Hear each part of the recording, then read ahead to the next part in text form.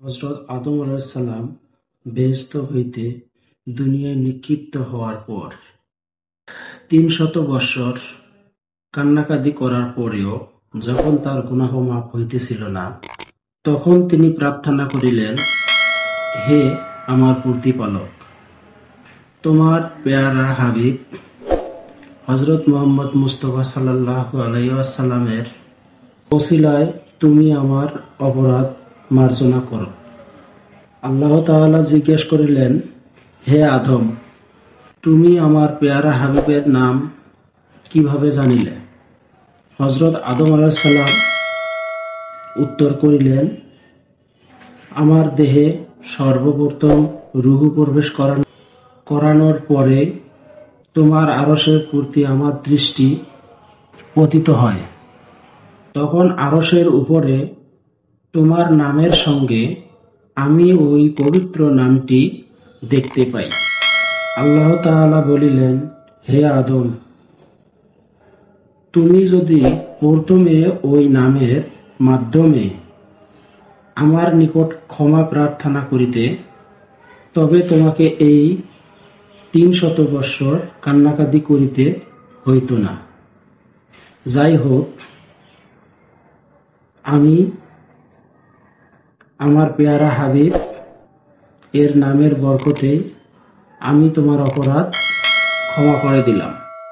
হযরত কাআব ইবনে আহবার রাদিয়াল্লাহু তাআলা আনহু বর্ণনা করিয়াছেন, আমি পূর্ববর্তী আসমানে কিতাবে দেখিয়াছি যে হযরত ইব্রাহিম আলাইহিস সালাম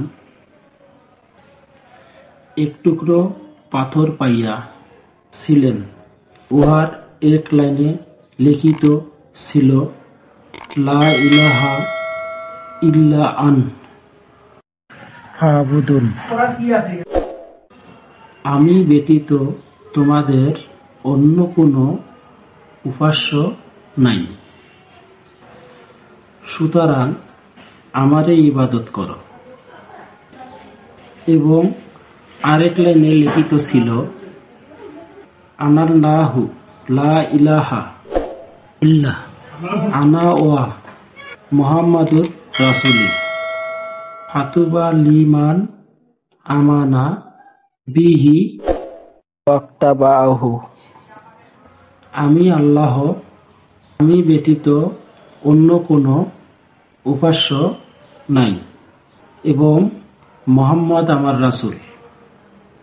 যে ব্যক্তি তাহার উপর বিশ্বাস স্থাপন করিবে ও তাহার অনুসরণ করিবে, তাহার জন্য শুভ সংবাদ।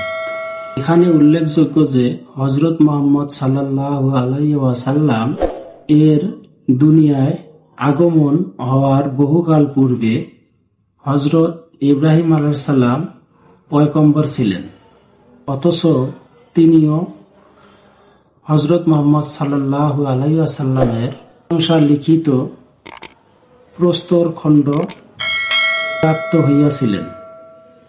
এই ভিডিওতে হযরত মুহাম্মদ সাল্লাল্লাহু আলাইহি ওয়াসাল্লামের দুটি মুজিজা প্রকাশ করা হলো।